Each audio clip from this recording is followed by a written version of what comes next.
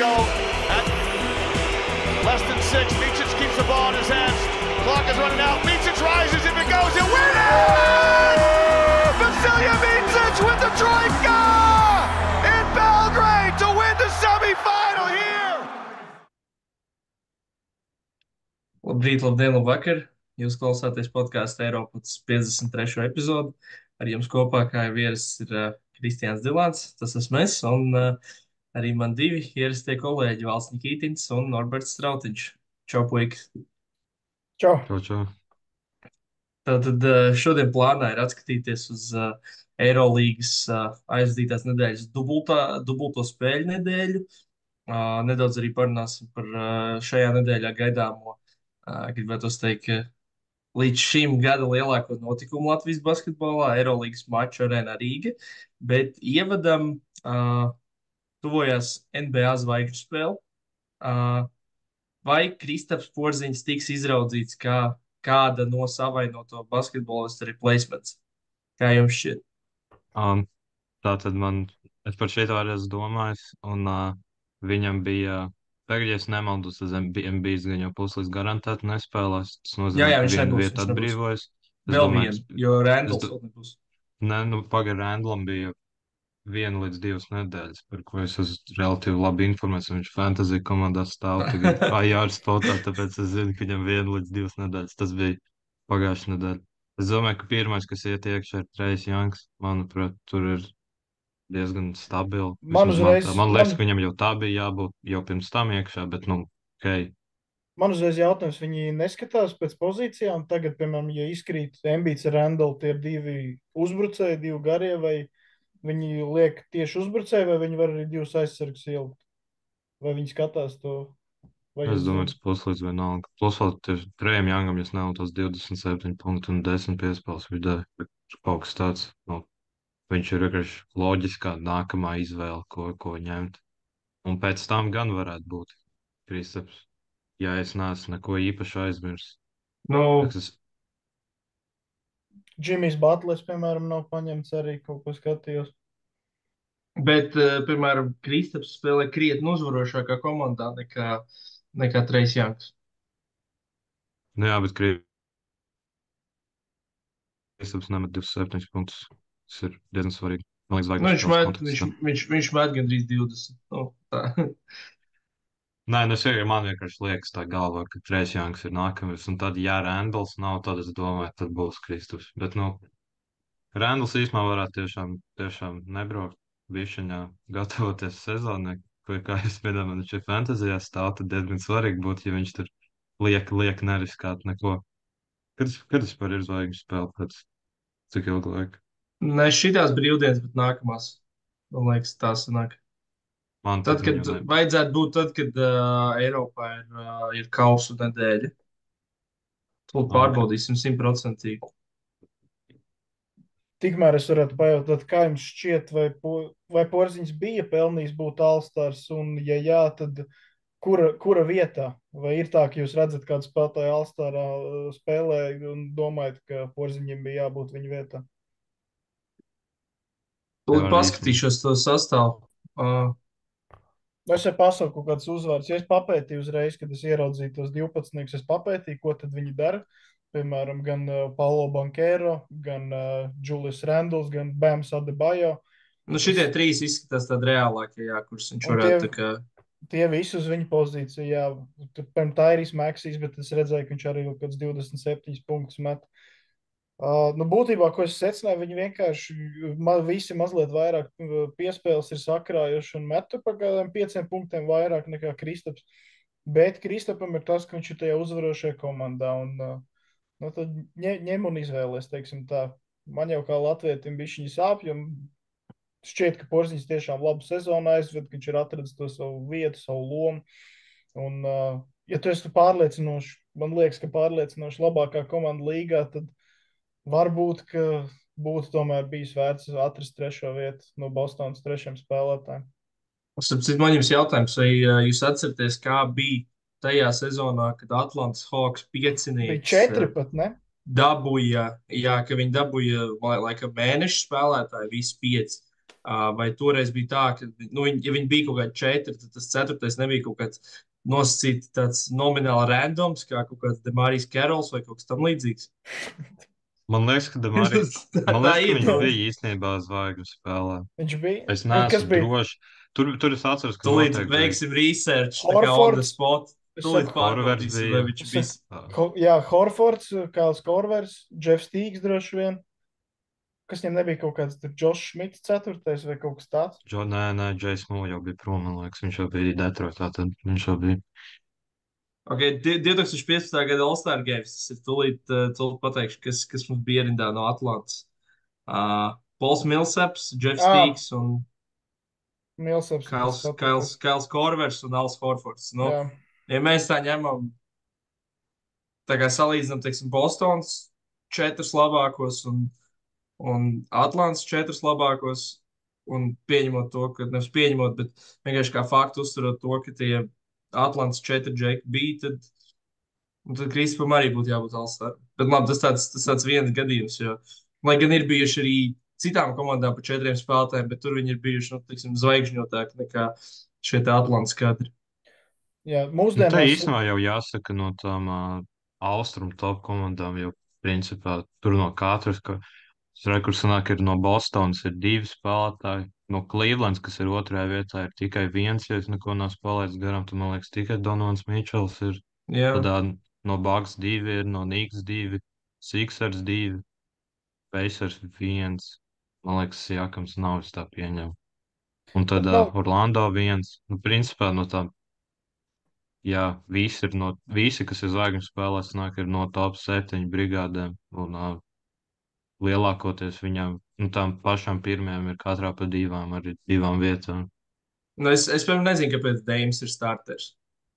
Nē, starters tas es nezinu arī. Nē, nu nevis nezinu, kāpēc. Tas ir diezgan skaidrs, bet nesaprotu, kāpēc viņš ir starters tā drīzāk. Nevajadzēja būt tā, būsim godīgi. Nu, viņam ir vairāk uzvaras pēc citiem tiem point guardiem. Nu, man Deims patīk. Bet es saprotu, tur gan Haliburtons, gan. Nu, Haliburtons ir starters. Kas tur, ko jūs Bransonu gribētu startā no New York? Nu, vai Bransonu, es nezinu, to pašu Treju, jā. Es nezinu. Labi, nu, gan jau, ka tu grūti no 10. vietas būt All-Star starterim, bet, jā, gan jau drīzāk tas Maxīs, jā, ir opcijas, jā. Nu, jā. Galvenais, ka Deims piedalīsies 13 metienu konkursā, un šo sezonu met trojkus ar 35%. Bet tā, kad vajag, tad viņš iemet. Tā, kad vajag. Bet tur ir interesantāk, man liekas, tas, ka Stefs Karijs metīs pret Sabrīnu Jonesku. Amerikāņiem jau patīk visas tās lietas, teiksim, drusku tā uzpūst. Tā, es domāju, nu, tur iznākums diezgan skaidrs, bet. Bet nav tā, ka dāma ir labāks rekords vai rezultāts par Stefu, ka kaut kad viņi ir iemetusi vairāk, uzstādījis kaut kādu rekordu, un tad tāpēc arī ir tā intriga un tiek veidots šāda sacensība. Tā nav? Nē, nu viņi skaitās tā kā, nu, labākā sieviešu metēja, bet, nu, Bet nav tā, ka viņai jāmēģina izteikties kaut kā maksimāli politi korekti, ja, bet es domāju, ka tur Stefs diezgan vienos vārtos uzvarēs. Nu, labi, mēs to visu redzēsim. Es galam piekrītu, jo man liekas, ka no vietas jau šī tādā konkursā, man liekas, jau tur bez maz vai kurš var iemest tur. Es nezinu, par viņu materālu, tā UNESCO materālu savām bumbām. Man liekas, jā, ar 6. un arī no tās, man liekas, no sieviešu trīņa. Nu, tad es domāju, tur nav cik labi, es neesmu skaties procents vai ko, bet es domāju, gan jau no vietas jau var iemest, tas jau, jā, nav tik sarežģīti. Profesionāli basketbols. Papētīsim, kādu procentu viņi met trīņus. Man liekas, ka es kaut kur redzēju, ka viņai ir kaut kāds tieši 3-punktu konkursa rekords, un ka Stefs grib to rekordu pārsist, un ka tāpēc viņi sacenšas. Pagaid, labi. Vai tik varbūt viņi tur kaut ko jaus? Vai nebija jā, tā, ka viņi visu iemet? Jā, man liekas, kaut kas tāds varētu būt. Tā kā uzvarētais nav nemaz tik viennozīmīgs. Jā, nu labi. Nu, labi, protams, es lieku uz Stefu, ja man jāizvēlās. Tur nav daudz jautājumu. Es vienkārši Sabrina Junesko iepriekšējā sezonā tālmetienos bija 45%. Tā ir Bet vēl regulārī sezonu sezona. iepriekš bija, vēl sezonu iepriekš 33. Nu jā, tur kaut kas nesalībējās līdz galam. Varbūt Jā. aizgāja metiens beidzot. Sanāk, kas tas 4. sezona WNBA. Bet labi, ķersimies pie nopietnākām lietām, pie lietām, kur varbūt esam drusku vairāk sagatavojušies. Nedēļas galvenais notikums Rīgā. Anadolu Efes pret Tel-Avivas Maccabi. Kā jūs raugāties uz šo maču, ko sagaidāt? Es saprotu, Norbert, ka tu arī dosies klātienē. Valtam saprot, ka nesanāks. Jā, kaut kā padalieties kaut kādās savās pārdomās, varbūt arī pa visu to veidu, kā mēs nonācām līdz tam, ka arēnā būs Eirolandes spēle un cik tas ir pareizi no mājas, nu, nepareizi, bet cik tas ir godīgi pret mājiniekiem. Jā, kaut kā vienkārši kopumā jūs kaut kādas kopējās domas par šo gribētu dzirdēt. Nu, Īsumā kopumā par spēli. Es nebūšu klātienē, bet es sagaidu kaut ko.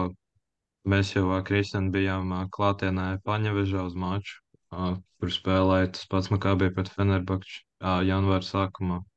Un es atmosfēras ziņā sagaidu kaut ko, ka būs līdzīgs, kaut kas līdzīgs kā tur. Ir papilna arēna. Man liekas, labi, tie Paņevežā tā ir mazāka arēna, bet viņi bija pilna. Un es nezinu, atmosfēra loģiski nav nekāda, jo īsti neviens, ne fani neatbalstīja līdz galam nevienu no komandām. Labi, tur vismaz viņi kaut ko atbalstīja, vismaz nedaudz Feneru, jo viņiem treneris ir lietuvietis loģiski, bet šīs spēlēs nezinu, kā būs. Varbūt EFS būs atveduši kaut kādus fanus, kas vismaz nedaudz atmosfēru nodrošinās, bet tā tieši atmosfēras ziņā, piemēram, manā, es teiktu, ka nav īpaši augstas ekspektācijas. Es gribētu, laikam, drusku tā kā oponēt. Nu, tīri tādā ziņā, ka es domāju, ka nebūs tik slikti kā Paņevežā, jo mums izskatās, ka būs vairāk cilvēki. Es pirms kaut kādām jau pāris dienām vēl skatījos. Pirmais stāvs bija praktiski viss izpārdots, un tā kā otrajā stāvā, kur ir 300 sektori, tur jau arī vidus bija daudz maz piepildīts. Un es domāju, ka kāds 7, 8 tūkstoši pat varētu atnākt uz šādu spēli. Un, zināmā mērā, vēl ir tomēr pāris dienas, vēl, nezinu, parādīsies varbūt mēdījos vēl vairāk kaut kāda informācija, vai, nezinu, nebūs kādam, ko darīt tajā ceturtdienas vakarā, un iespējams atnāks pat vēl vairāk cilvēku. Nu, ka iespējams būs tuvosimies pilnai arēnai. Nē, es pat vairāk netiku ļoti tā kā cilvēku apjomu ziņā, to, ka cilvēkiem vienkārši tas māču iznākums ir vienalga pa lielam. Nu, tā kā es neticu, ka Latvijā mums ir izteikti daudz EFS fani. Es ļoti šaubos, tā godīgi man personīgi neticās. Bet es piekrītu, Kaut ka kā cilvēki tur būs. atnāks gan jau vietēji. Nē, varbūt es vienkārši tā, ka vēl es, ka tā latviešu sporta līdzekļs līdz galam nav īsti investēts tajā, kas uzvar šeit, vai principā, jā, tas nav īsti svarīgi. Bet man jautājums, vai tas vienmēr ir svarīgi, tad, kad tu apmeklē sporta spēli?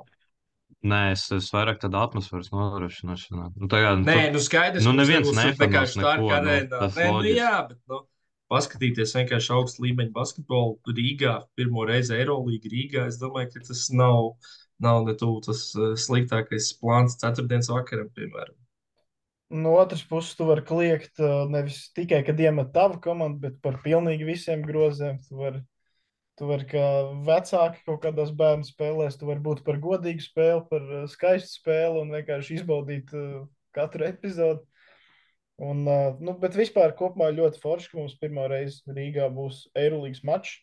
Jau uz kauņa liekas aizbraukt kaut kas īpašs, un ka, tas tomēr prasa kaut kādu ieguldījumu, un tev ir jāpacenšas. Tu nevari tā vienkārši neko nedarot, dabūt sev Eirolandes spēles, ko aiziet. Un šoreiz ir tā, ka es kā basketbola cilvēks, es jūtu, ka man tāda dāvana vienkārši tiek pasniegta arēnā. Rīga tiek nolikts 2 playoff kalibra komandas. Arī EFS šo sezonu neperformē tādā līmenī, tik un tā ir visi Lārkins, Klaiburns un visi spēlētāji, kas ir arī nesen bijuši čempioni, un arī Makabi ir vairāki skatām spēlētāji, un gan Lorenzo Browns, gan Šēns Lārkins, tas duels, man liekas, būs interesants. Šīs ir abas tādas komandas, kas vairāk cenšas uzbrukumā spēlēt nekā aizsardzībā, un tad es domāju, ka mēs varam sagaidīt rezultatīvu basketbolu, un varbūt tādam vidējam latvietim un vidējam basketbola fanam tas arī varētu uzrunāt vairāk. Ir tāda atraktīva, tāda NBA tipa spēle, kur, piemēram, 90-90 beigās nospēlē. Un, nu, katrā ziņā būs ļoti interesanti, un man vienkārši prieks, ka mums šāda dāvana ir iedota Rīgā. Tu īstenībā ļoti labi pateici, un tieši par to aizsardzību un uzbrukumu, jo tomēr šīs divas komandas ir aizsardzībā divas pašas sliktākās Eirolandā, un uzbrukumā, man liekas, viena bija attiecīgi otrajā vietā, un otra bija ceturtajā vietā pēc uzbrukuma reitinga. Tā kā, jā, tur noteikti būs iespējams tuvu 200 punktiem kopā šajā mačā. Bet Tiešām tāds īstenībā NBA tipu basketbols ar tādu. Es žēl, ka Efes tur varbūt ir zaudējuši kaut kādas pēdējās pāris spēles, tad būtu varbūt tāda drusku lielāka tā playoff piegājuša, bet es gribētu teikt, ka šī būs iespējams labākā vizītkarte Eirolangai Latvijā, ko mēs varētu vēlēties, jo tomēr, nu, gribot, negribot, vai ticot, neticot tam, ka Latvijā var būt Eirolandes klubs, tās runas par to, vai mums tas ir vajadzīgs vai nav vajadzīgs, visu laiku, ik pa laikam kaut kur basketbola vidē uzspēlēt.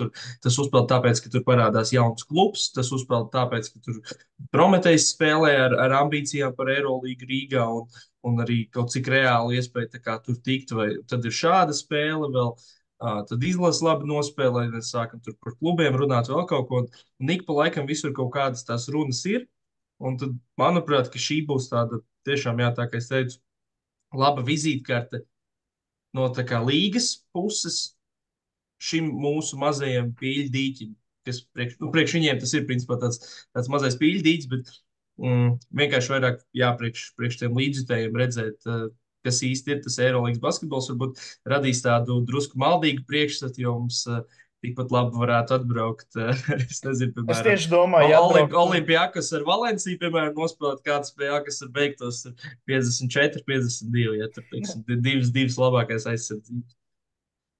Man īstenībā kā fanam tagad jau mūsdienās vairāk tieši patīk tādas spēles, tieši tās aizsardzības.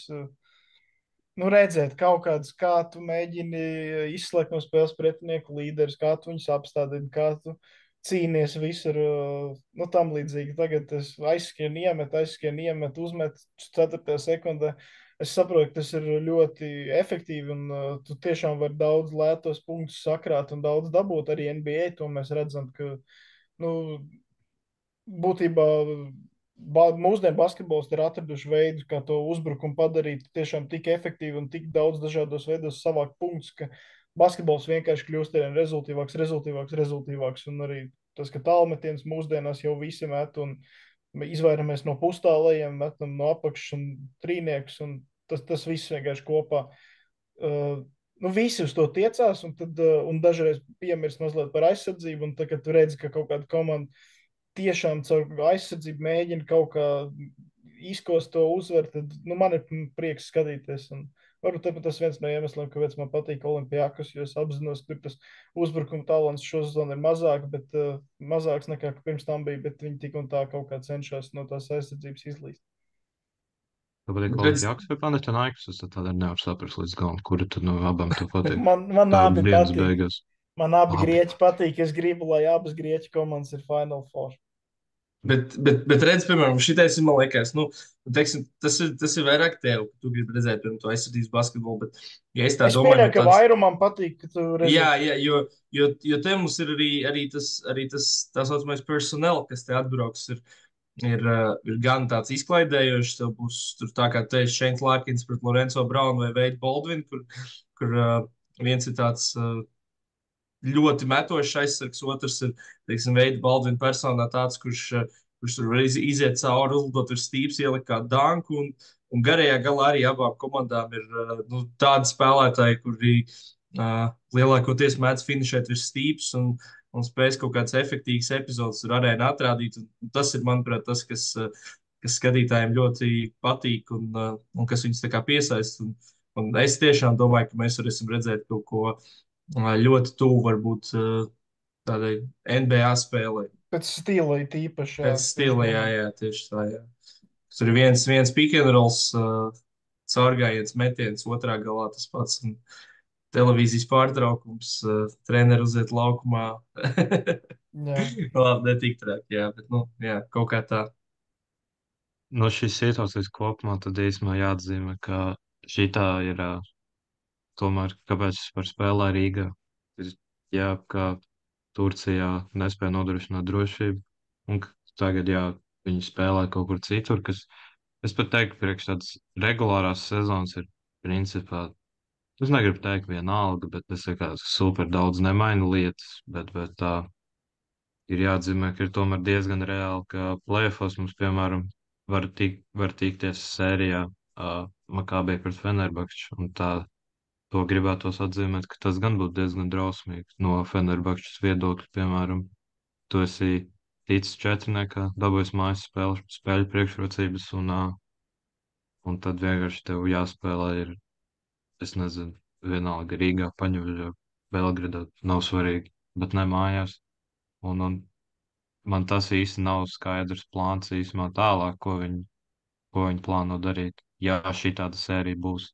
Jo man tā kopumā liekas, ka plāns ir cerēt, ka viņi nesatiksies play-offos. Un tad vienkārši, jā, dzīvot ar tādu cerību. Jo es personīgi vispār Fenerbahčas vietā justos ļoti, ļoti apdalīts, ja tāda situācija grāstos, diemžēl. Jā. Bet mums jau īstenībā arī jārunā tad uzreiz par to, vai mēs gan par to runājam jau arī iepriekš, vai Makabī vispār tiks play-offā. Viņiem palikušas 5 izbraukuma spēles un 4 spēles Belgradā. Un no tām 4 spēlēm Belgradā es domāju, ka, nu, 3 spēles viņiem ir gana ņēmamas, kas būtu Asvels, Milāna un Žalgiris vai Valencija. Ja, teiksim, pret Valenciju tas varētu būt tādā ziņā ļoti interesants duels, kur viņi vienkārši mēģina slāpēt nost viņu tempu un mēģina spēlēt lēni un pragmatiski pret to skrējošo basketbolu. Varētu redzēt kaut ko tādu, ko tur Brazīlija izpildīja pret Kanādu pasaules kausā. Bet, nu jā, un tam visam pa vidu ir viss tā ceļošana uz Izrēlu, vēl izbraukums spēles Eirolīgā, un šobrīd viņi ir tikai vienu uzvaru virs vispār play-in zonas, un tieši aiz viņiem ir Partizāns, kur, nu, ja visi viņu atzīst par labāko treneri, Žeļko Bradovičs, tad kaut kā grūti iedomāties, ka viņš kaut kā neievilks viņus.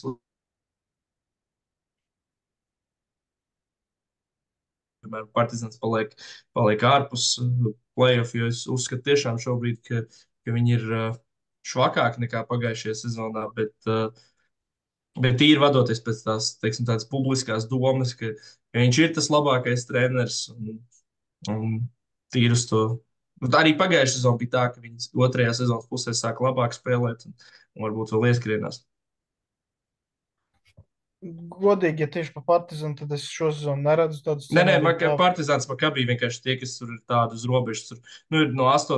līdz 11. vietai šobrīd ir tā, ka Valencija, Baskonija, Makabī ir bilants 13-12, un tad ir Partizāns ar 12-13, kas, nu, teiksim, šobrīd jau drusku izskatās tā, ka, protams, tur viss var mainīties jau pēc nākamās kārtas, bet nu, izskatās tā, ka šīs te komandas būs tās, kas varbūt no viņām tā viena būs tā lieka.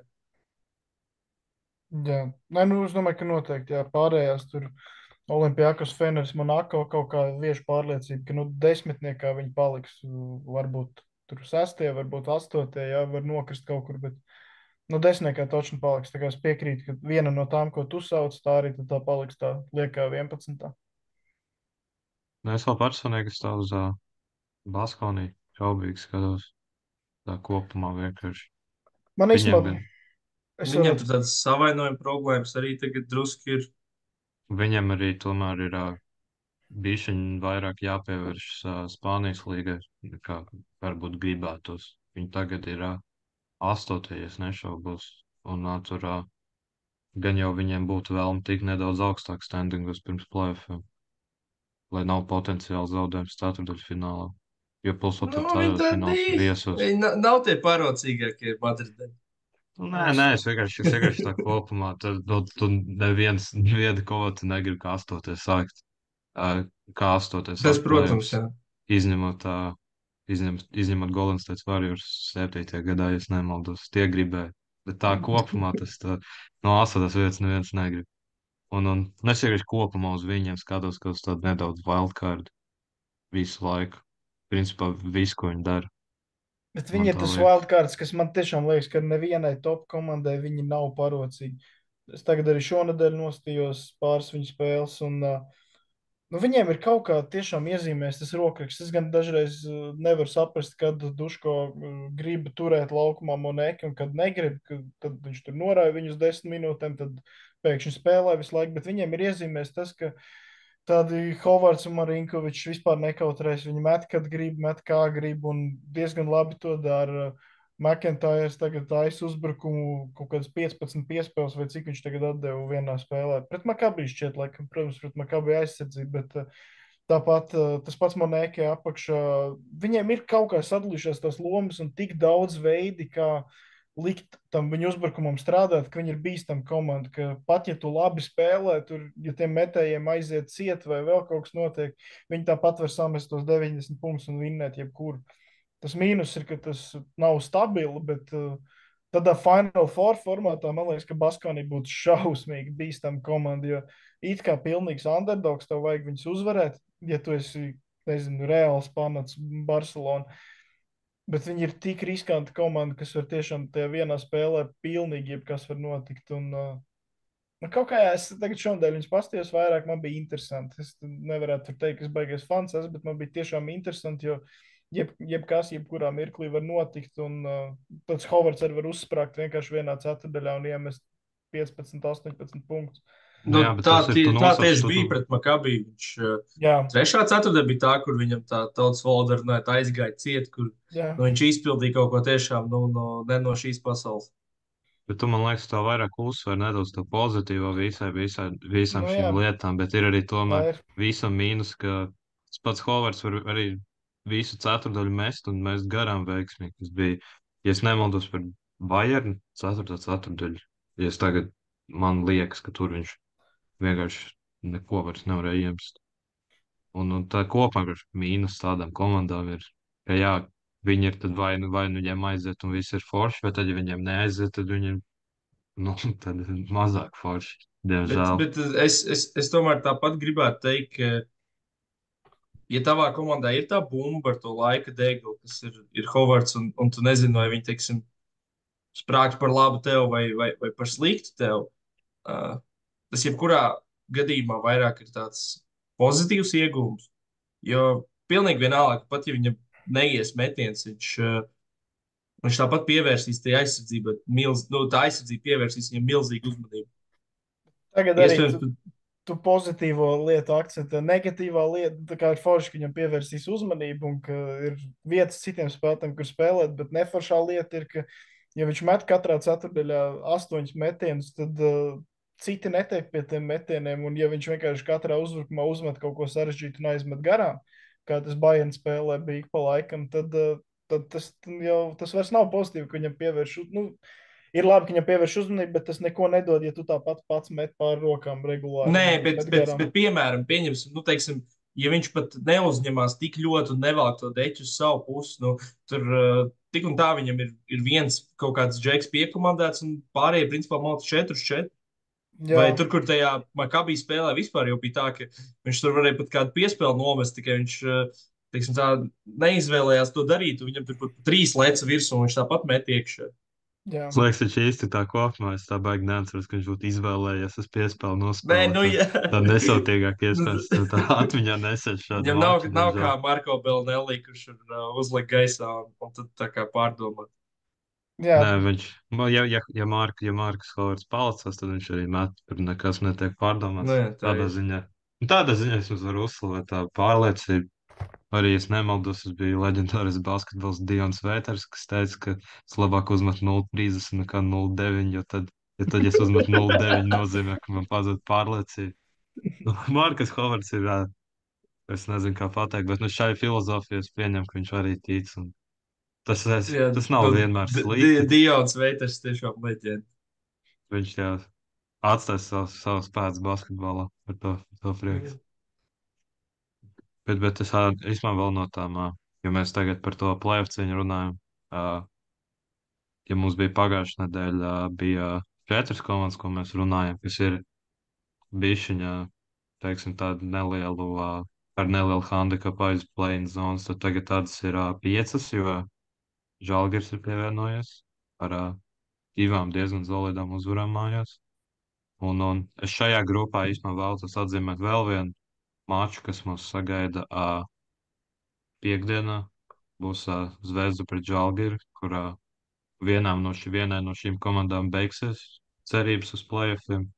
Vismaz labi matemātisks iespējams vēl nē, bet nu, tagad tā kopumā reālajā dzīvē viss būs beidzies. Un to es gaidu arī maču piekdienā Zvezda pret Žalgiri Belgradā. Jā, Es ļoti ceru, ka tā komanda būs Zvezda, kurai beigsies šīs cerības. Bet Zvezdai bija pirms sezonas ambīcijas spēlēt Final Four, par ko sezonas ievadā Maksvitis pasmējās intervijā, teica, ka mums pretī stājas komanda, kas grib spēlēt šo sezonu Final Four, un redzēsim, kā mēs spēsim turēties pretī Final Four komandai, un tad Žalgiris iznes kaujā viņus. Man jautājums par šīm 5 komandām. Zvezda, Milāna, Žalgiris, Bajerns, Efes. Ir palikušas 9 spēles. Nu, es gribētu domāt, ka viena no viņām spēs izšaut un spēs pietuvoties tai 8. līdz 11. vietai un tomēr pacīnīties par to play-in pozīciju. Ja mēs pieņemam šo manu teoriju, ka tā notiks, kuri jūsuprāt būs tā komanda? Tā ļoti teikt. Man kaut kā ir noteikti jāpapēt tas grafiks, bet man ir sajūta, ka šīs komandas, viņas varbūt pietuvosies, bet es kaut kā neticu, ka reāli pa play-in var aizsisties. No tabulas viedokļa būtu ļoti daudz interesantāk, ja tagad Rīgā Efes uzvarētu Makabi, jo tad Makabi noliec no 10. vietas mazliet zemāk, tad Efes pievienojas, un tad, piemēram, ja Žalgiris uzvar Cervenu, tad tā kā tas 12. līdz 15. vieta pietuvojas 10. vietai. Tā kā no skatītāji būtu interesantāk, ja Efes vinnētu Makabi. Un tā starp reāli, citu, tāds pats netiks. ļoti līdzīgs no tabulas viedokļa duels mūs sagaida arī šajā nedēļā Štārka arēnā, kur Bajerns viesosies. Te gan es īsti neticu, ka viņi var viesos uzvarēt, bet gan jau, ka Pablo Laso kaut ko būs sazīmējis un iespējams tur nebūs tik ļoti vienos vārtos, kā man šobrīd tas viss izskatās. No šī 5, es gribētu, es godīgi Milānu gribētu kā pirmos norakstīt. Man kaut kā, es nezinu, man viņi nevieš pilnībā nekādu pārliecību. Pēc tur kaut kas atgriežas no traumām. Man, diemžēl, arī kaut kā Mesīnas kungs par šiem 2 gadiem ir vienīgā lieta, par ko viņš ir pārliecinājis, to, ka viņi plēfos nespēlēs. Tas ir to viņš man pārliecināja, bet tā vispārējais tā īsti nē. Un par Žalgiris jau, es nezinu. Žalgiri arī jāatzīmē, ka viņam tagad bija laikam 3 uzvaras pēc kārtas viņiem ir, bet tas jāatzīmē, ka tās visas 3 bija mājās. Viņi, jā, šajā es nezinu, kā bija par Latviju, strečā viņi nav viesos spēlējuši, tāpēc tas man nedaudz raisa bažas. Un es nezinu, Bajernas arī līdz galam neticu. Es izmetu laikam uz Zvezdu vai Efes domāju, ka viņi varētu, jo Zvezdai, ja godīgi, nākamās spēles viņiem ir, Žalgiris mājās, tad ir Bajerna viesos, tad es domāju, ka viņam jau varētu būt, tā būs interesanti. 2 atslēgas spēles uzreiz. Jā, bet tā otrā spēle Viņam viss izšķirās tikai martā, jo tur jau pa vidu vēl kausi, pauzes, vispārējais. Tur jāstāsta, kas būs. Varbūt viņiem kāds, es neatceros, man liekas, viņam vēl projām bija diezgan liela lazare. Varbūt kāds atnāks atpakaļ, es nezinu. Okay. Es arī apskatījos tagad to grafiku. Es teiktu, no šīm 5 komandām vienīgā, kurai es redzu kaut kādas vēl izredzes, lai gan man prieks, ka Žalgiris labi nospēlē, un es dabūju 2 tās labās uzvaras, jo tas nebija vājas komandas pretī, un es ceru, ka viņi tā turpinās. Bet tā reāli es tikai FSM redzu variantus, jo FSM tagad apsties viņiem gan Alba, gan Asfals vēl priekšā, kas ir labi. Un tas, ka FSM tomēr ir tas talants, tie paši Lārkins, Klaibons, visi šitie, tu zini, ka viņi var kaut kādā mirklī ieslēgt tos apgriezienus un sākt spēlēt kā čempioni. Bet jā, tā trikija lieta ir tas, ka viņi jau pēc spēles Žalgirim, pēc tā zaudējuma Kaunijā, ka viņi treneri atlaida un uzreiz nomainīja. Jautājums, kā tas tagad izvērtīsies, jo tas ir arī kaut kādā ziņā jauns sākums. Tā kā būs interesanti redzēt, jā, kā tagad tuvākās nedēļas mājās Milānu viņi uzvarēja ar jauno treneru, bet kā tas tagad turpinās strādāt, tas ir tomēr kaut kāds jautājums. Bet jā, no tām 5 komandām es tikai FSM redzu variantus, bet arī šaubos, ka viņi tur var ieplēsties vēl 10. Sanāk, tu tici Vila Klaiburna postapam katrā otrajā uzbrukumā? Negluži, es vairāk ceru, ka Lārkins veidos ar Tomsonu. Jā, jo tad, kad Lārkins ieslēdzās un veido situācijas, tad es arī pat viņiem gribu ticēt. Bet tagad, kad Klaiburns ir atpakaļ un viņš vienkārši katrā otrajā postupā mēģina postupot Ševonu Šīlds tīri tā iemesla dēļ, ka viņš noklausījās Eiropu, kur mēs ielikām Šīlds virs viņu un cenšas kaut ko pierādīt. Tad tur FSM slikti klājās, un Milāna pat atnāk atpakaļ tikai tāpēc, ka Klaiburns 4. un 5. uzbrukuma sekundē dabūja ļoti, ļoti augstu bumbu, pagriežās un 15 sekundes spiež iekšā un uzmet ļoti sarežģītu fadeaway neprecīzi. Vai arī met trīnu vienkārši. Tas trīnis arī. Kamēr, kad bumba ir Lārkinam vai Tomsonam, tad tur notiek foršas lietas, un man arī gribās viņiem ticēt, bet ja Klaiburns visu laiku spēlē ar muguru pret grozu, tad tur nekas pozitīvs nebija. Mums spēlē pret Milānu. Īstenībā interesanti, kā, piemēram, tāds Klaiburns spēlē pret Makabī tagad Rīgā, jo Kolsons spiedīs. Kolsons arī mums bija augstajā sarakstā. Ne, bet viņš klausās. Kolsons ir reāli liels 3. numurs, ja viņš spēlē kā 3. Un parasti Klaiburns ir pieredze, ka viņš ir stiprāks par tiem 3. numuriem. Vai lielāks? Jā, tāds lielāks, jā. Un Kolsons tad tieši ir tas, kas uz acis tev neizskatās, ka Klaiburnam vajadzētu spiest Kolsonu. Gan jau viņš tur mēģinās uz ātrumu draivot un izprovocēt kaut kāds piezīmes. Bet nav arī Kolsons tas lēnākais. Jā, tā kā redzēsim, es teiktu, ne tas pats izdevīgākais matchups Klaiburnam, tikai ja viņš uz ātrumu kaut kā paņem. Bet Makabī atkal vispār nespēlē aizsardzībā, tā kā gan jau Klaiburns atradīs savas iespējas. Es tāpat līdz galam. Jā. Man liekas, jau Norbert diezgan labi pateica, ka var būt kāds no tām 5 komandām var pietuvoties, bet diemžēl, reāla dzīve ir tāda, ka neviens nepietuvosies. Ja viņi jau tagad 9 spēles pirms beigām atpaliek pa 3 uzvarām no 10. vietas, tad tur ir būtībā ar kaut 7-2, 8-1 jānoslēdz sezonu, kas ir grūts uzdevums. Principā tā sanāk. Un es nevienai no šitām neticu, ka viņi to var izdarīt. Varbūt Žalgiris ir tāda iespēja kādam radīs, bet es neticu. Jo, es īstenībā neesmu droši jāapstāst, kad, man liekas, viņi viesos neko nav uzvarējuši, vai ne? Kopš Maksvītis pievienojās. Tieno zvaigžņus uzvarēja, tas vienīgi. Tas jāatzīmē. Bet tā... Valencija, es neatceros, vai tur viņš jau bija. Bija Valencija viesos. Viņi ik pa laikam paņem kaut kādas random spēles. Bet Žalgirim vēl ir 5 vai 6 mājas spēles. 5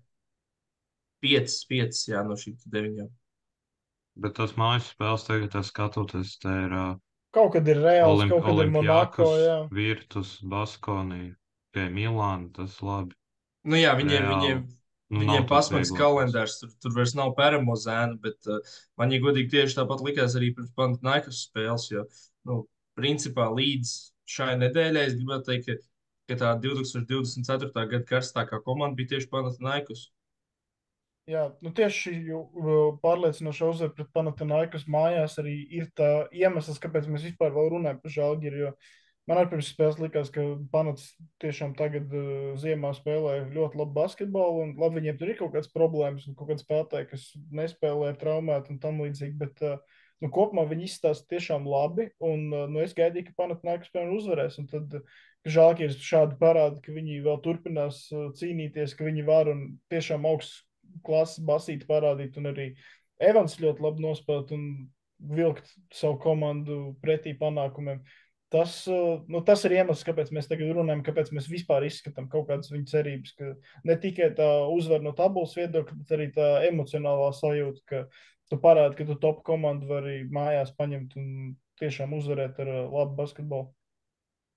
Ļoti patīkami, to es neatceros baigi pie iepriekš sezonā, bet viņi šajā spēlē pret Efes arī bija līdzīgi. Viņi ļoti labi izties aizsardzībā kopumā. Tad nezinu, kā aprakstīt. Tad aktīvi, visu forši, visu sēdz, visu labi strādāja. Vienīgais bija problēmas, ka pret Lasortu, man liekas, tas bija pirmajā puslaikā vairāk, ka Lasorts dabūja sodus. Tu gan Lasorts pret visiem dabūja sodus. Nu, tur Tāds bija Rūts, cits aktīvs starpā sistēmas skoloja Lasortu. Birūts izmantos. Viņš tagad pēdējo Kaut kas mēnesi aizgājis viņam pie Trinkjērī kunga. Jā, viņš tagad tur regulāri iemet tur virs 10 punktiem. Un, nezinu, viņš ir, man liekas, kā jau mēs minējām, vispacietīgākais posts spēlētājs Eiropā.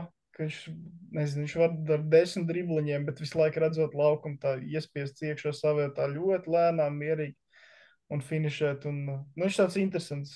Tā kā, kaut kā kauņas, es nezinu, cik viņš tur ilgi ir tajā kaunijā. Es pamanīju tikai tagad, viņš reāli sāk spēlēt. Bet, nu tā, ka tu izaudzini no tādas pateikas, neizstāst, ka viņš tur būs baigais zvērs Eirolīgā, ka tagad viņš ir tā kā nostabilizējies, atradis to savu vietu. Nu, viņš ir Žalgiris akadēmijas produkts, principā. Jā. Bet viņš pirms atgriezās Žalgirī, viņš Obradoiro 2 gadus bija ACB līgā. Bet, varētu teikt, tāds svabdils bija par tā Mareku Blaževiču, man liekas, vienā vasarā. Un kaut kad jau Kavārijus Heis bija diezgan ilgi tāds ļoti stabils pamat centra spēlētājs, un bija Rūts kādreiz tur spēlējis, nezinu, uz 5 minūtēm epizodes, un tagad tas ir pilnībā mainījies. Te ir tās divas maiņas, kas ir notikušas tādas izteiktākās pie Trinkjērī, kur arī Latvijas līdzjutējiem ir tāda varbūt pozitīvajā Žalgira sniegumā ir tāda darbs karotība nedaudz tajā mucā, jo es arī Twitterī rakstīju, biju saskaitījis to kopējo statistiku, es tagad neesmu pēdējo spēli pielicis, kas bija Eirolīgā, bet respektīvi kopumā sanāk tā, ka nu tagad vispār viņš nebija starta pieciniekā pēdējā spēlē, tas ir 4 no 8. Iepriekšējā sezonā bija visi 17, spēles laiks ir krities, vidēji mazāk kā 5 minūtes, punkti ir kritušies, bumbas ir kritušās, rezultīvās piespēles ir teiksim, par 0,1 bija tajā brīdī pacēlušās, bet, to es domāju, mēs nevaram tā nopietni ņemt, jo tur un efektivitāte bija uz pusi kritusies. Tā kā, teiksim, visi rādītāji tikai un vienīgi uz leju. Kaut kā, man ir tā ticība, ka Rolands pieradīs, atradīs kaut kādus tos veidus, kā atkal sekmīgāk un vairāk palīdzēt un gan tur gūt punktus, gan vairāk tikt laukumā. Es ticu, ka viņš atradīs, ka šis nav tā, ka tagad visu laiku būs tikai šādi. Es tomēr domāju, ka kāps gan viņa tie cipari, gan minūtes, gan sniegums laukumā. Es pat teiktu, ka tā Panathinaikos spēle bija pēc kopumā diezgan ok. Viņš gan kaut kā būtu nedaudz, man liekas, viņš beigās 10 sameties tagad, vai varbūt bijuši virs 10, kaut kas ap to. Tur kaut kādas tālumsienas lēdiem garām, beigās varēja būt arī vairāk, un man arī likās, ka viņš aizsardzībā labi spēlēja. Pret Lasortu, man liekas, to pašu. 2. ceturtdaļā beigās viņš vienu reizi Lasorts viņu apspēlēja. Parādīja žestu, ka Rolands pārāk maziņš ir, un tad nākamās 3 reizes Lasorts nevarēja bumbas saņemt postā. Vienkārši. Man liekas, diezgan zolīda spēle bija tā kopumā. Bet viena lieta, no kā man liekas jātiek vaļā, viņam diezgan daudz ir kaut kādas kļūdas, vai arī, es nezinu, piespēļu kļūdas brīžiem, vai arī uzbrukuma piezīmes. Man vismaz uz acu liekas diezgan regulāri kaut kas atgadās. Viņš pārcenšas. Nu jā, tas var būt. Tas ir. Bet tas, man liekas, pat arī pirms tam bija. Tā vienkārši viena lieta, uz ko es nezinu, kā uz to var strādāt līdz galam, bet tā ir viena lieta, ko var uzlabot. Nu, šis ir Bet mīnus. mums, Dažreiz, ja tu esi liels un fizisks džeks, un tad kaut kāds mazais aizsargs ieskrien tevi un tur vēl nokritās, tad dažreiz tev iedod arī tādas 50-50 calls tajos uzbrukuma skrīnos, un tas dažreiz pa slikti nospēlē. Nu, tur tieši Panathinaikos ir visneparodzīgākais pretinieks. Ja Es iedomājamies, neesmu vēl Lukas spēlēt, viņš tā kā ir parādīts pāris. Nu, jā. Panathinaikos, starp citu, es to interesi pēc skatījos tieši pagājušajā nedēļā, jo manā internetā pamanīja Partizānu fans, kurš saka, ka viņi nekad mūžā nav dabūjuši nevienu kolu pa sezonu. Un tad es gribēju paskatīties, cik viņi reāli izprovocēja piezīmes. Viņi bija, man liekas, top 5 visā Eirolīgā, tā kā nav tik traki. Bet jāzina, Panathinaikos ir pirmie no visiem, un viņi arī ir vismazāk uzsit sodus, tā kā Panathinaikos ir. Es nezinu, kā tu tādi. Sakritība vai likumsakarība? Nu, es nezinu. Nu, kaut kādā ziņā te ir likumsakarība. To komandā ir Lukas, kuram patīk patēlot, nu, būsim godīgi. Lisors tāds pats ir. Jā. Un noteikti vēl kaut kas ir, kas man tagad prātā nenāk. Mitoglu īstenībā arī tā tiesnešiem patīk strādāt. Viņam tas tā diezgan patīk. Man liekas, tā ir nu, likumsakarība. Nāns māku kontaktu ar parādīt. Nu jā, nu tas ir, to es pirms tam teicu es esmu par mūsu teicis iepriekš, tā ir arī tomēr māksla. Mūsu, starp citu, janvāra MVP. Trešo Eirolīga. mēnesi pēc kārtas no Madrids. Bet tagad laikam interesanti, jo Madrid jau abi zāģi bija janvārī, ne? Gan Barcelonai, gan Monako. Nu, Jā. būtībā šomēnes zaudē divreiz vairāk spēles nekā visā sezonā. Un pat tā šādā mēnesī dabū Real Bet tāpat Madrid nevienai spēle. komandai nebija labāks. Viņiem bija labākā, jā. Nu, bija viņiem un Panathinaikos, man liekas, bija 5-2, un Monako, man liekas, bija vairāk zaudējumu. Bet nu, tur nebija nevienam labāk par 5-2, man liekas. Ja es tagad nejaucu. Varbūt tur vairāk spēles. Maiks Bet, Džeims ir kādu mēnesi dabūjis šogad. Viņš sezonas dabūs tikai. Jā. Tas arī labi. Nu, ko tu arī darīsi ar tiem mēnešiem? Bija pieņemts kaut ko. Tas ir vairāk. Viņš... To pat CV pat īsti nevar līdz galam ierakstīt kaut ko tādu. Nu, CV maš var, bet nu tagad nevienu neinteresē īsti mēnešu MVP. Sezons gan viņam būs. Tas jāatdzīvo. Labi, tur jāpiepildās, manuprāt, tomēr dažiem nosacījumiem. Nu, viņiem ir jābūt uzreiz play-offā. Ja viņi būs play-in, tad es domāju, nebūs maigs. Jā, nu es piekrītu tam. Un ja viņi dabūtu kaut kā home court un būtu tur 3., 4. sīts, tad tas vēl labāk liktu tam visam izsniegt. Nu, Tāpat vispār jau Final Four viņi jātiek nav dienas baigi beigās. tālu. Viņi var, tas nav jāizslēgt nekādā veidā. Nu, viņi ir 2 uzvaru attālumā no otras. Nu, piemēram, ja mēs tagad tā skatāmies uz šo te tabulu, nu, Panathinaikos Monako duels ceturtdaļfinālā būtu ļoti, ļoti interesants, jo mums būtu MVP aizsargs pret potenciāli līgas labāko sedzēju, tieši aizsargs sedzēju. Vai nu viena no otras. Es zinu, Norčīgi jau Volkap izvēlēsies, bet es teikšu, Un Cannon arī. Es teikšu, Žeriens Grants, labākais mazo sedzējs Eirolīgā. Es gribētu redzēt Maiku pret viņiem tieši šajā sērijā. Viņam jau arī tur atceramies to otrā apļu spēli, kas bija arī atceramies pirmā apļu spēli, kur Okobo izpildījās un Grigons atnes uzvaru. Tad tas graujošais zaudējums Atēnās, es domāju, tur būtu tāds tā kā backstories būtu šim duelam. Jā, tad Maiks pa tiesnešiem tad rakstīja, ka tā, viņiem jāpiestrādā pie savām prasmēm un būtu interesanti. Bet es teicu, ka vai nu pusfinālā vai ceturtdaļfinālā es gribu redzēt Grieķu derbiju un tad, piemēram, ja man jāizvēlas, kas Panathinaikos stājas pretī ceturtdaļfināla sērijā, tad es izvēlētos vienkārši tīri tās jaudas dēļ, ka tas ir derbijs, es izvēlētos Olimpiākos slēgt pretī. Nu, tev ir arī opcija pieslēgties. Nezinu, ka tas nāk kaut kāds vēl māja beigas, jūnija sākums, jūnija vidus, Grieķijas čempionāta izslēgšanas spēlēm. Tur visticamāk būs šāds duels Eirolandā, nezinu. Bet īstenībā, ja es tā skatos, Tas arī nav nereāli. Tas nav nereāli. nav nereāli, bet uz to tabulu, piemēram, skatoties tagad, mums būtu 4-5 Panathinaikos Monako, 3-6 būtu Fenerbahčs Virtus, kas arī, manuprāt, būtu ļoti interesanti. Es domāju, Luka pret Šāras. Es domāju, ka Luka arī atrast veidu, kā Feneru piemānīt. Man liekas, ka Feners ir tāda komanda, kas, ja tu uzspied uz kaut kādiem viņa konkrētiem vājiem punktiem, nu, ka tu vari, tad Feneru vieglāk, man liekas, ir apspēlēt nekā Monako.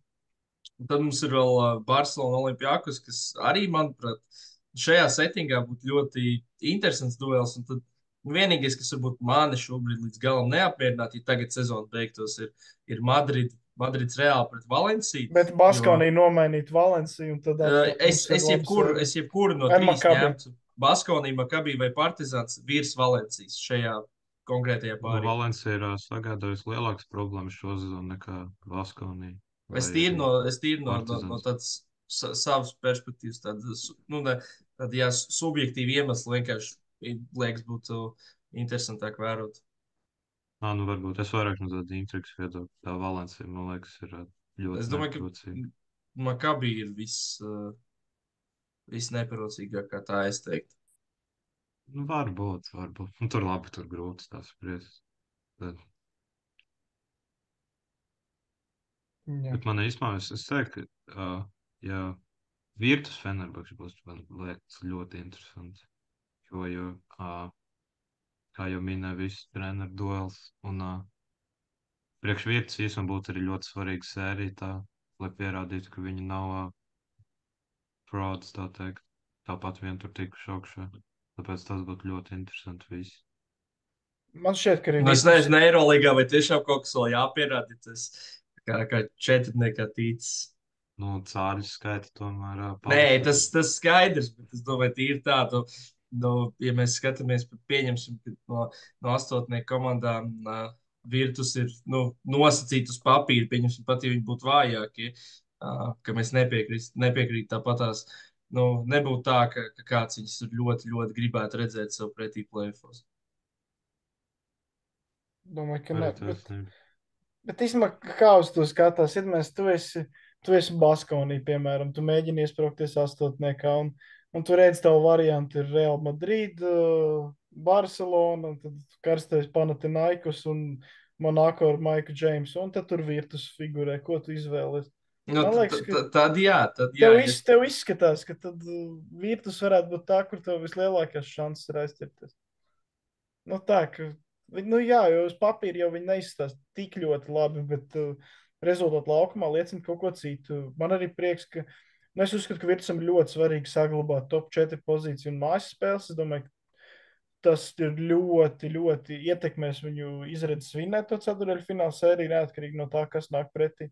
Un tad man prieks, piemēram, redzēt šādas spēles pret Partizanu, kā bija šonadēļ, ka pat, kad ir spēles galotne, -6, tur 4. ceturdaļas vidus, ka būtībā vienkārši kārtībā reizi viss iet pēc Luka Banki plāna un spēle tiek uzvarēta.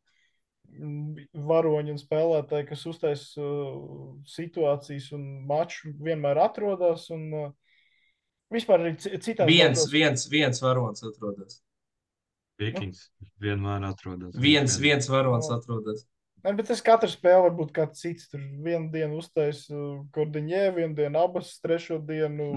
Galotnis ir Lundbergs uztaisījis. Pēdējo metienu vienmēr Lundbergs iemet. Tur iepriekš tur var mainīties, kas tur kaut ko iemet, vai kā tu minēji Kordiņē, tur vēl Neliša un Gēlī nav svarīgi. Pēdējo metienu metīs Lundbergs un iemetīs trojku pār rokām. Viņš ir, man liekas, 3 reizes jau šeit. Pilnībā kontestos to metienu viņš kaut kā iemetīs. 5 šādi crunch time, sauc, kā gribat metieni viņam bijuši šajā sezonā. 2 reizes pret Partizānu, un tur bija Barcelona, tur bija vairāk, es redzēju, viens itālis bija apkopojis Twitterī, bet Partizānu viņš abas reizes aizsūtīja mājās kā zaudētājs. Jā. Laikam viņš un tāds McIntyres visvairāk ar tādiem clutch metieniem izcelšies šo sezonu. Tā pirmie, kas nāk prātā. Varbūt Maiks kaut ko vēl samets. Bet ko es vēl gribēju pa Virtus atzīmēt, ka Vispār, ja es tā tagad patinu galvā atpakaļ, un tās viņu uzvaras vairākas, ko esmu redzējis, ka bieži vien arī par ko atkal ir jāpaslavē bankīri, ka ja radīsies situācija 4. ceturdaļā, kur ir kaut kāda svilpe un ir iespējams challengeot un tā kā dabūt vēl lielāku, piemēram, nosaukt parasto piezīmi, bet tu zini, ka tu vari dabūt nesportisko vai vēl kaut ko. Nu, vai metiens no centra tiek uzsists sots, vai sots ir metienā un ir 3 metieni, vai, piemēram, ir sānauts. Visi šie parasti tiek paņemts ļoti labs challenge un uzvarēts šis challenge 4. ceturdaļā sīvā spēlē, un tas palīdz gan vai nu atspēlēties, vai palielināt vadību, ka regulāri šī challenge palīdzība tiek 4. ceturdaļās iegūta priekšrocība, un es vienkārši arī savā galvā jau varu atcerēties, kad 3-4 mačus, kur tas ir ļoti palīdzējis tieši to 4. ceturdaļu vinnēt, un Man liekas, ir tā krājas asistenti uzvars. jāuzslavē. Man liekas, to asistenti ar to arī diezgan daudz nodarbojas. Varbūt ir dzirdēts, ka Lomeks es nezinu. saka, ka treneri vajag ļoti challenge šaubos. paņemt. Nu, nē, bet man liekas, parasti ir kāds asistents. Es nezinu, kurš bezmaz vai iPadā skatās spēli un to saka. Tā kā, es nezinu, hokeja izlasē Pēters Groms bija, bet tā basketbolā kaut kas līdzīgs. Man liekas, ka parasti ir kaut kas tāds. Jā, nu es nezinu, bet jā, lai kurš arī to dara, tad uzslavs. Jo man liekas, ka Virtus biežāk dabū tā kā tieši labu challenge labā brīdī nekā citas komandas. Bet varbūt es arī Virtus vienkārši esmu vairāk redzējis, tāpēc nevar būt objektīvs līdz galam. Nu, šito, man liekas, tā ļoti grūti novērtēt, jo es arī neesmu redzējis, ka kāds tā statistiski apkopot. Es, piemēram, jā, Tas būtu nezinu. interesanti to redzēt, jo man brīžiem kaut kādā, man tagad pat nenāk konkrēti piemēri galvā.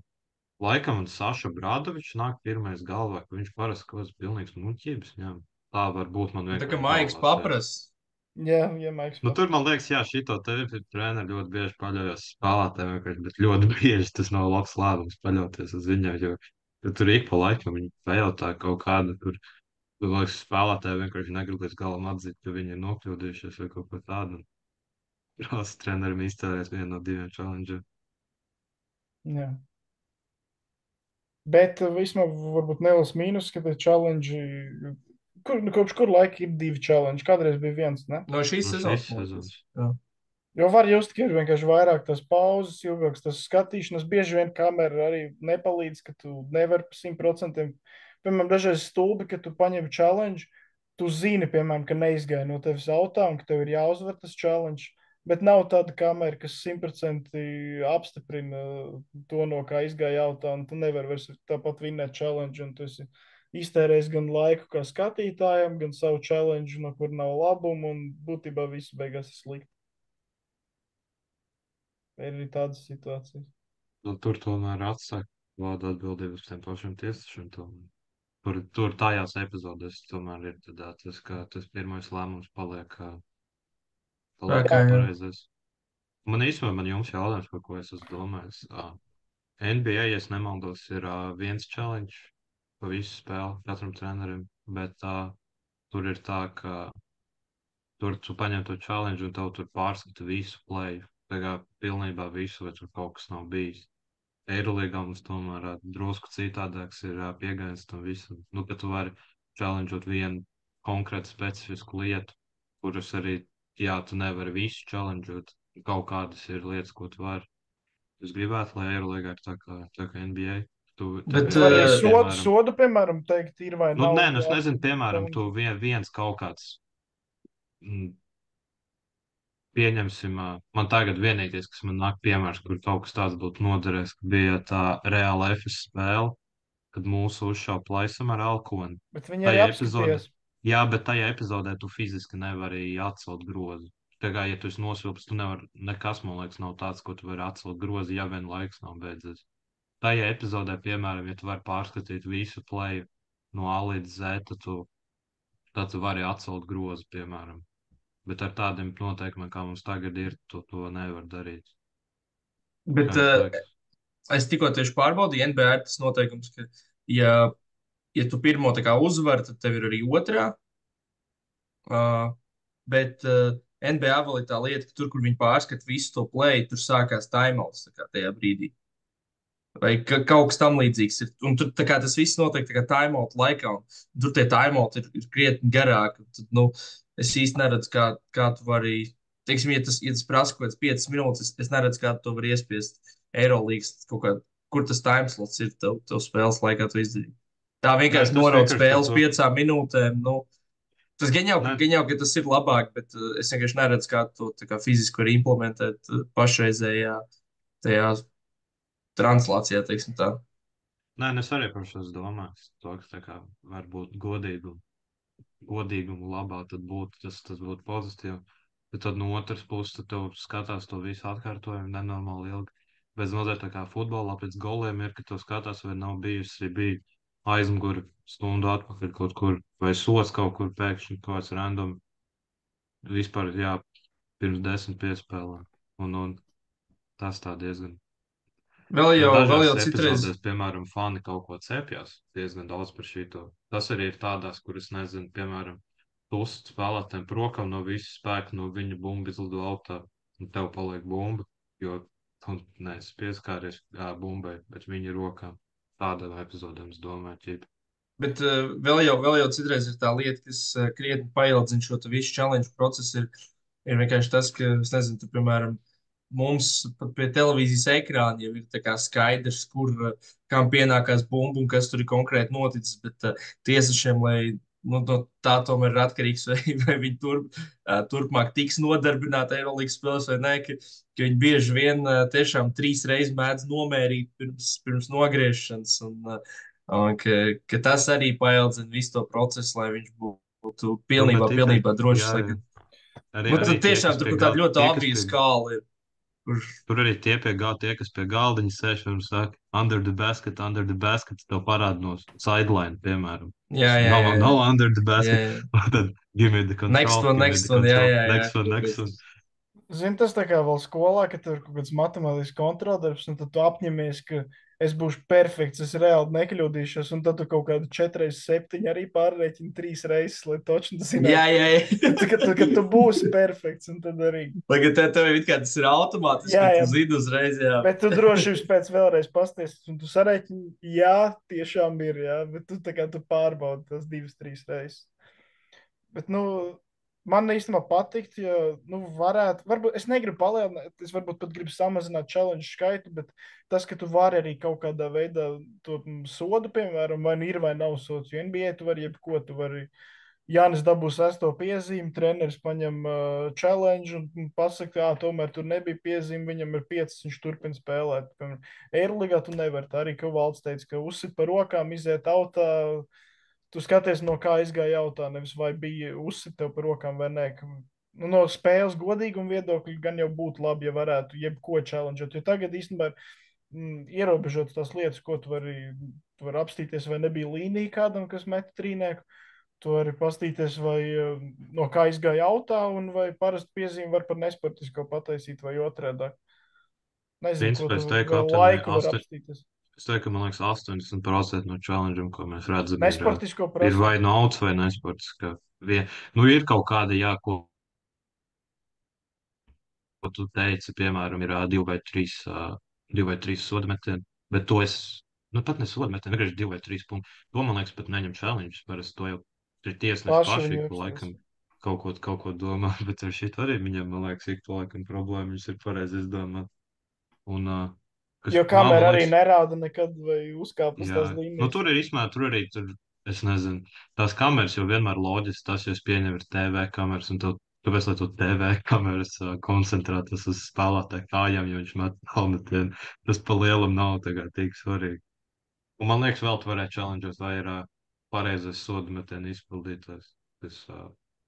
Es nekad neesmu redzējis, ka šo challengeot, bet šis, piemēram, būtu, es nemaldos, Jūrmals Jelgavas mačā būtu noderējis šitas par bronzas spēlē, es nemaldos.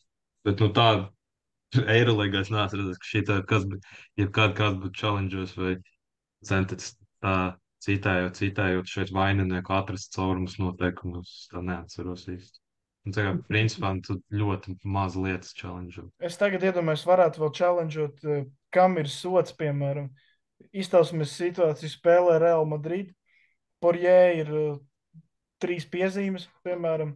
Un viņš uzsita ceturto, bet zem groza atrodas arī gudrs Rudijs Fernandes, kuram ir 0 piezīmes. Viņš uzreiz ceļ roku, viņš rāda, man sods, mana pirmā piezīme. Un, zin kā, gan Galdiņš redz, ka Rudijs atzīstās, gan visi 3 tiesneši redz, un tad domā, varbūt viņš tiešām iesit.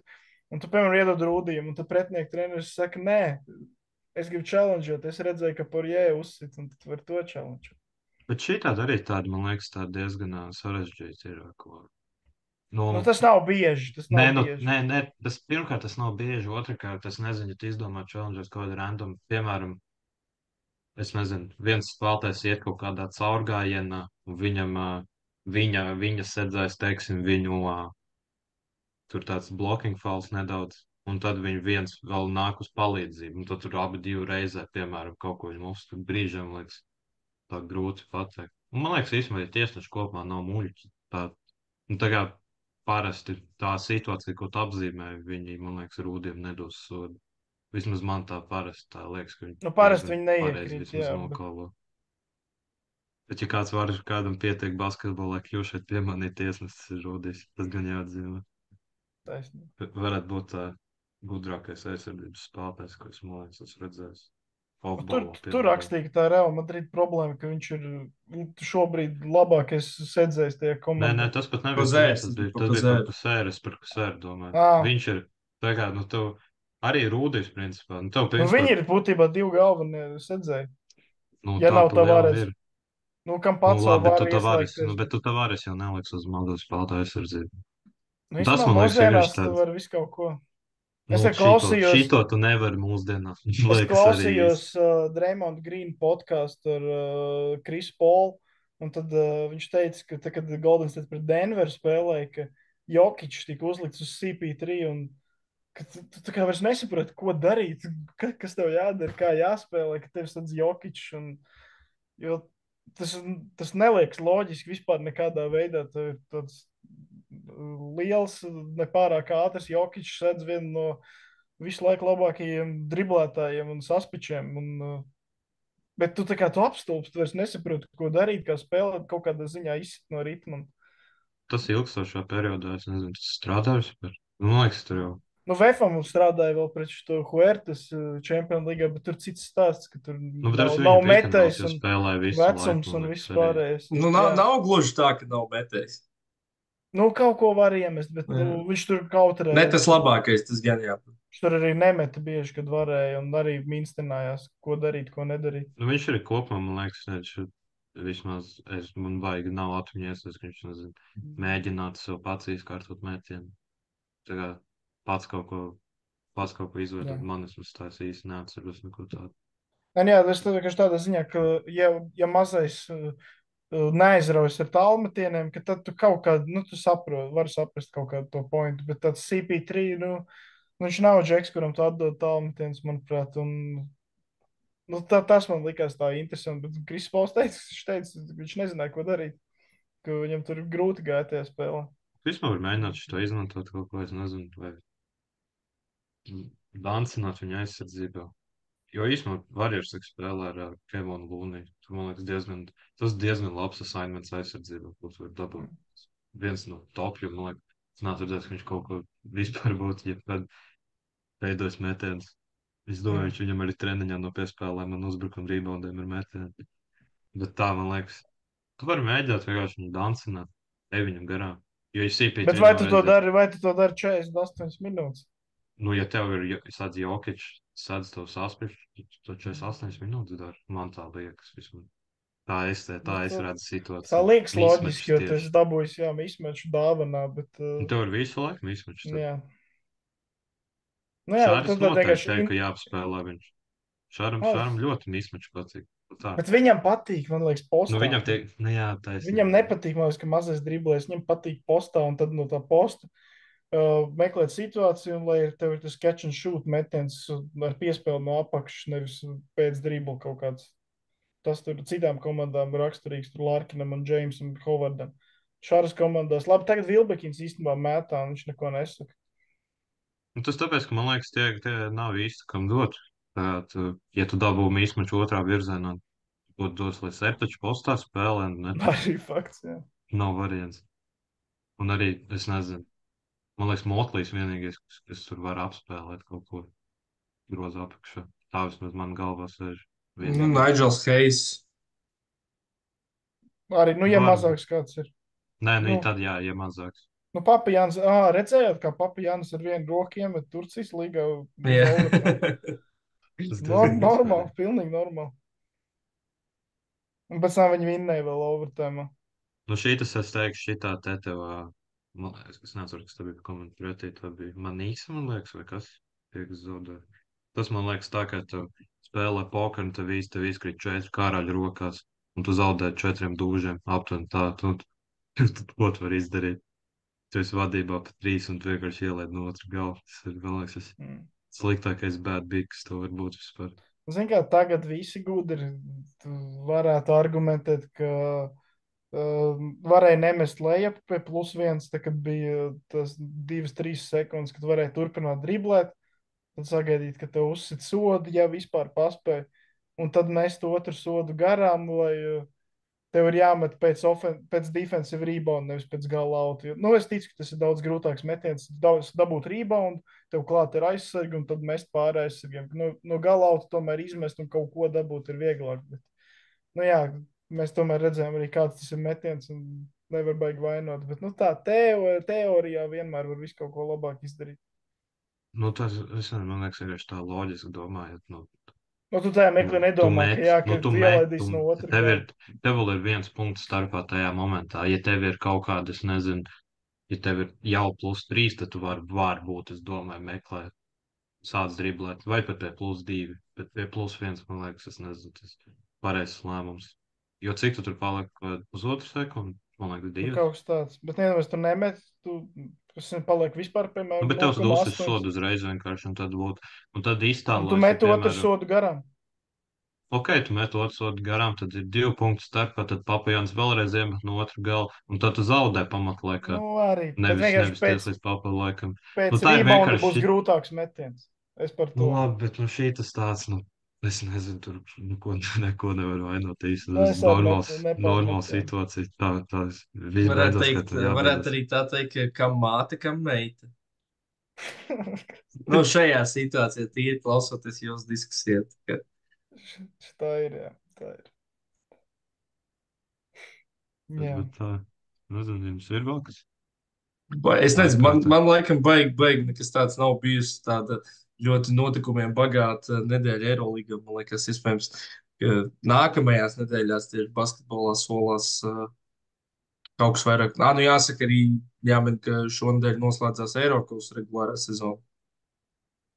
Jā, Prometējs par laimi, lai kā viņi centās netikt tālāk, jo, piemēram, pret Venēciju lielisks mačs tika aizvadīts, tomēr spēlēs ceturtdaļfinālā. Bet tur jau bija skaidrs pret Venēciju. Nē, es zinu, jā. Viņi jau, man liekas, vienu spēli iepriekš, jo tā Venēcija ir fantastisks vienkārši sniegums. Bet tad no latviešiem, ja es nemaldos, Marks Mejers spēlēs play-offos. Jā, uzvarēja ļoti svarīgā spēlē Kanāriju un izstāsta, ka visdrīzāk būs 2. vietā B grupā. Līdz ar to Andrejs Grāžulis ir pagaidām ārpus, bet tur kaut kā, man liekas, matemātiski vēl var tikt. Un tad vēl Blombergs ir iekšā. Jā, viņi laikam. Kaut gan viņi ir iekšā, es nevaru saprast. Man liekas, ka viņi bija iekšā, un tad arī tam pašam Prometējam tur pret Badalonu ir svarīga spēle. Tur jāskaita, jārēķina. Es neesmu vēl sarēķinājis. Plānoju trešdien, kad būs spēle sarēķināt, kas nepieciešams, lai zinātu, kā tur var pakāpties augstāk. Jo, pirmajā kārtā pret Kanārijas salām vai šī gada Ulmu, vai nezinu, vai tur arī, es domāju, ir diezgan liela atšķirība. Tā es noteikti piekrītu. Teorētiski vēl plus vēl, ja viņi mājas spēle dabūt, jā. Tas ir. Var teorētiski, laikam var tur dabūt arī Bešiktašu, kaut neatceros, ko viņi tur spēlē, ir jāzaudē. Kaut kā tur bija tā. Šitā, ja es nemaldos, var visi Prometēja Instagramā, tur viss bija sarakstīts. Prometējs pret Badalonu un Bešiktašu ar ko Hapoel. Es tagad skatos, ja es pareizi saprotu no flashkara, ka Bešiktašu vajag zaudēt. Varbūt arī var uzvarēt, to es nezinu, bet ja zaudēt, tad noteikti viss ir ok. Un Prometējam ir jāuzvar Badaloni par lielāka starpība nekā viņi zaudēja Badalonā. Un tur viņi zaudēja knapi, 1 vai 2 punktiem. Nē, tur bija. Tur Keilabs Sagad arī nospēlēja vienu no fantastiskākajām galotnēm, ja es pareizi atceros. Viņam tā viena no vairāk. Viena no šajā sezonā, jā, Viņam viena no šajā sezonā. Es nezinu, kāpēc viņam tāds uzticības kredīts, bet jā, tā bija viena no. Viņš tāds tā kā vietējais Kodijs Millers McIntyre, principā galotnes konkrēti uz sevi paņem, diemžēl otrā virzienā viss aiziet. Bet par Prometēs mums var ieteikt, ieiet Instagramā Prometē kontā, tur viss bija sarakstīts, nospiežam ukraiņu valodā gan, bet nospiežam translēt poziņu, tur viss plāns, kam jānotiek. Tā kā cerams, ka buļs nebija pie rēķināšanas, bet, tur bija principā viss plāns ir iedots. Un novēlam veiksmi. Jo, kā jau teicu, te nevajadzētu palikt sastajam grupā, jo Gran Canaria viesus varētu būt, pat nevarētu būt, man liekas, sliktākais variants, ko var dabūt ar milzīgu atrāvienu. Un tad novēlam veiksmi. Un, protams, arī Trento un Āris vienībā. Par to arī. Mēs esam par latviešiem un ukraiņiem. Un te arī tad uzreiz, kā es saprotu, mēs tā virzamies uz noslēgumu, tā par latviešiem pieminēja, tad es laikam gribētu mūsu epizodes noslēgumā, pirms mēs beidzam nocitēt leģendāru latviešu seriālu un leģendāru tajā dzirdēt izsaucienu, latvieši Latvijā karaļi. Tieši tā. Es domāju, ka uz šīs nots tad arī varam beigt šonadēļ pirmo reizi, laikam, pie ilgiem laikiem, beidzot zem 2 stundām. Kā paldies, ka klausījāties, un gan jau tuvākajā laikā būsim atpakaļ. Jā, paldies, čau! Čau!